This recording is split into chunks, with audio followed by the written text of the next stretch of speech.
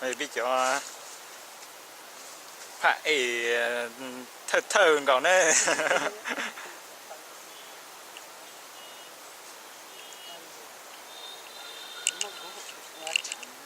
Hậu trường phim thì tí rồi, ô hú tôi rồi. To, tải to. Xuống này, xuống gần hơn. Đấy.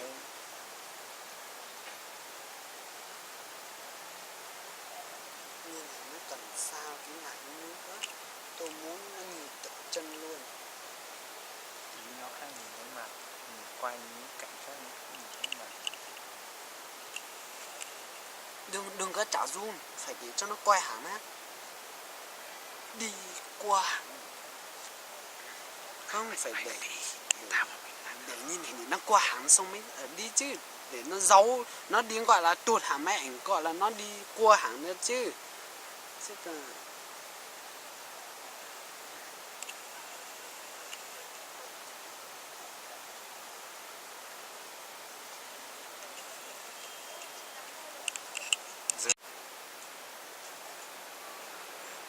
thẩm mỹ tí.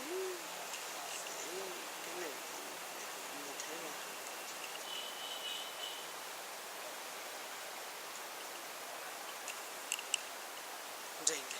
gì ơi. Đấy, bảng bắt đầu đi.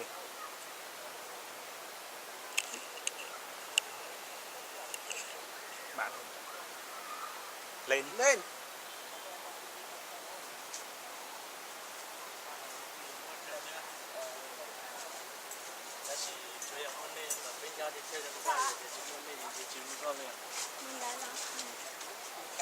Sao?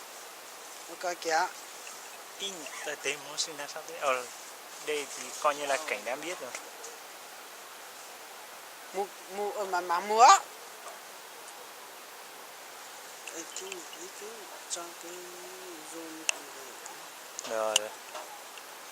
cho nó quả nó Dễ tuổi.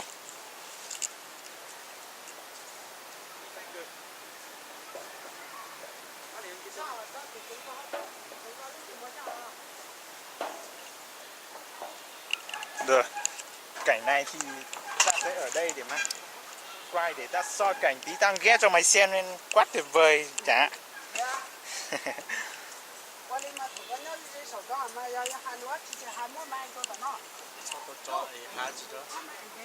Hả? Trên này cảnh đang đẹp. Cứ để họ nói chuyện thoải mái đi. Chúng mày cứ lên trên kia đi. Lên trên này này. Nó chưa đi. Thay cái movie tao cho em. Đó. Mà nếu đưa con kia lên trên kia tí mình quay trên kia đi. Quay nốt cảnh còn lại cho tụi ấy bắt trong gì nè. Ý sụp gì. Tôi một bác cứu cả sao. Tôi chiều hết mà. Dạ. Được chưa?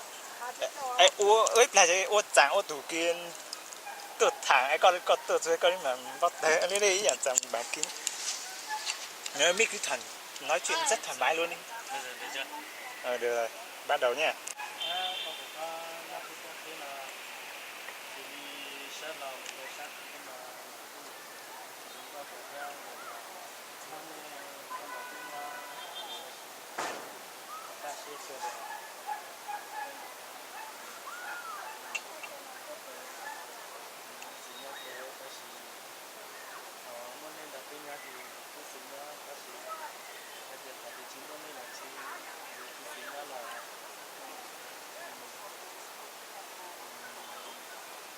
có thì chỉ định nó bỏ các thì chỉ cần để làm này chỉ đi mua xe được là chỉ nó là chỉ sao mà chỉ dân cho các xin là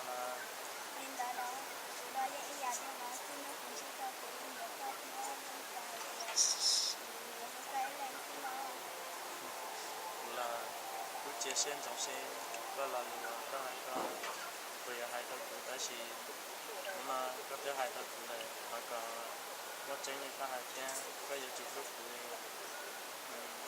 được tiền được xe cho đi trên này mà giờ tiền thật thì có đặt nó chỉ hát xem nó nhị ba nó chỉ muốn nhị can đi nó là do là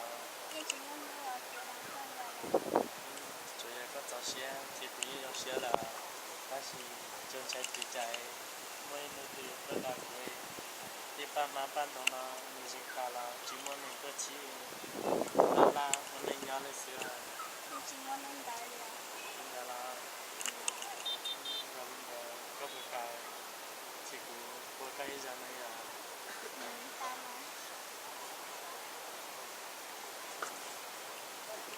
Đó. được chưa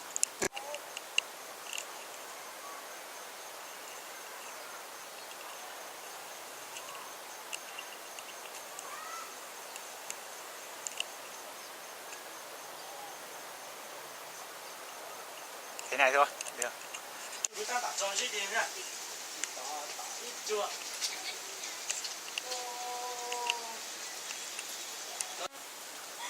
Ồ, vô đây.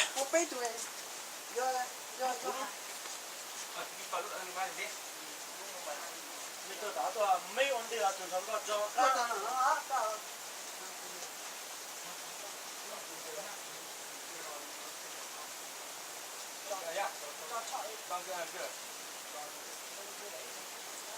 có hàng món quá lên nó hay à có rồi ít xíu à dạ này ơi con đó để tôi xuất phát đi Cướp lưu tao có ai cú. Có trả trả. Cô từ lương cao hát một ta, giống như diễn như thật chứ. bố mẹ nó chịu thật đấy lần đây là đưa Đúng rồi. hiểu không Quay rồi. Tụi đó. Cả ba người nha. bắt đầu có trâu xe im một chút nữa cho cứ trâu ha có gì chứ có gì tụi cháu nữa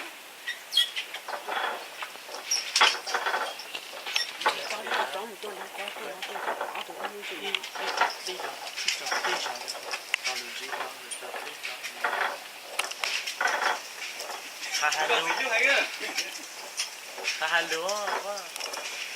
Còn không muốn dùng cái cỡ. ô mình dùng một trâu xe nhà nó đều vậy nó Nó đó, nó sẽ đó. Trong trường hình. giấy Nó.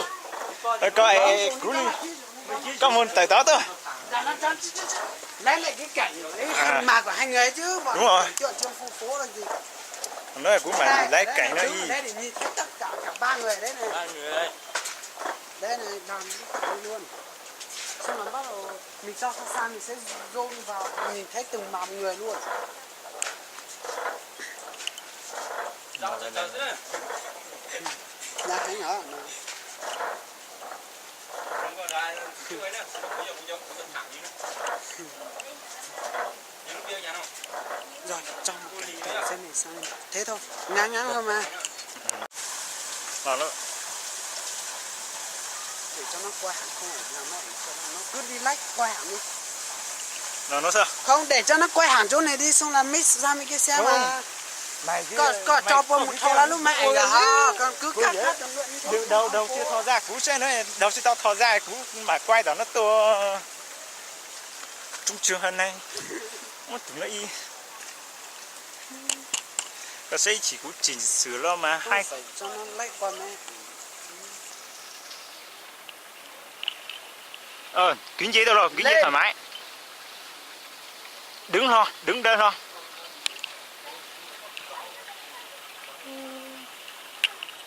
xong nào ba người này ấy đấy nó còn nhớ nó cảnh này đã chứ lúc thằng sò nhìn thấy như thế cái mày phải để mày như thế thì để tao quay ở đây để cho nó nhìn thấy nó đi kiểu hơi nhanh đi một chút đấy phải để lúc mát của thằng sò tao một phát mày phải so mấy kia tưởng tượng như là nó nhìn phát nó nhìn mấy kia phát á thằng sò phải chính giá á thì thế tôi quay lại từ đây sang tôi cũng phải zoom một phát nữa không nhưng mát của lúc thằng sò to đấy thì mày to nó nhìn thấy mát nó phát con như nó nhìn cái kia luôn thì mày phải để cái cảnh đấy nhìn thấy trong này nó hiểu chưa sao mới để thằng sau mới đi rồi đó. Chính vì thế tôi phải để cái cảnh là ở đây coi như mắt của nó. Nhưng mà như này thì không thẩm mỹ cái chỗ mà là nhớ chết lắm ạ. Nhớ tôi quay cũng ê tôi hát thì ý là tôi hay dễ phụ他打你咖啡渣補cảnh打得好呢咧係啊。你跟你我開嘢就咁nhiều nhưng mà tôi phải đặt cảnh ở đây coi như là dưới tụi nó bù ấy. Cứ đi đi.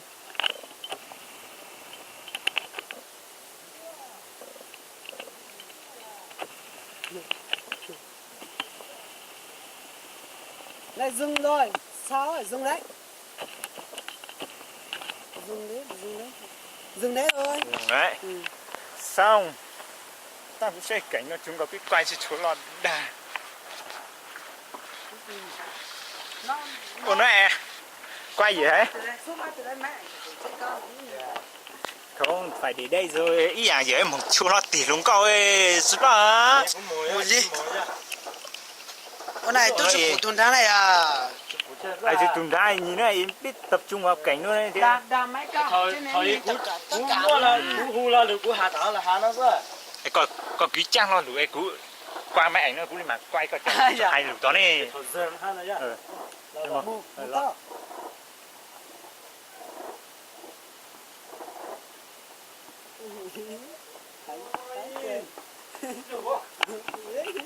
Chị giấy to.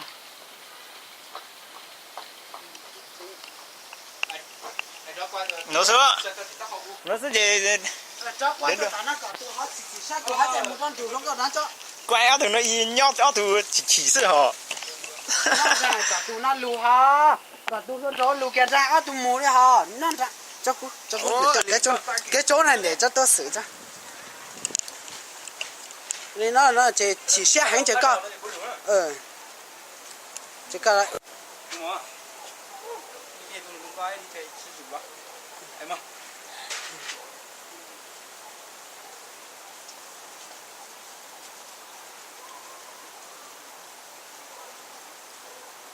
Bắt được.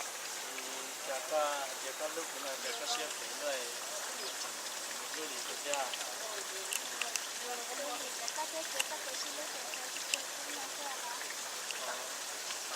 xe có thể cho nó cứ lên cho nó này.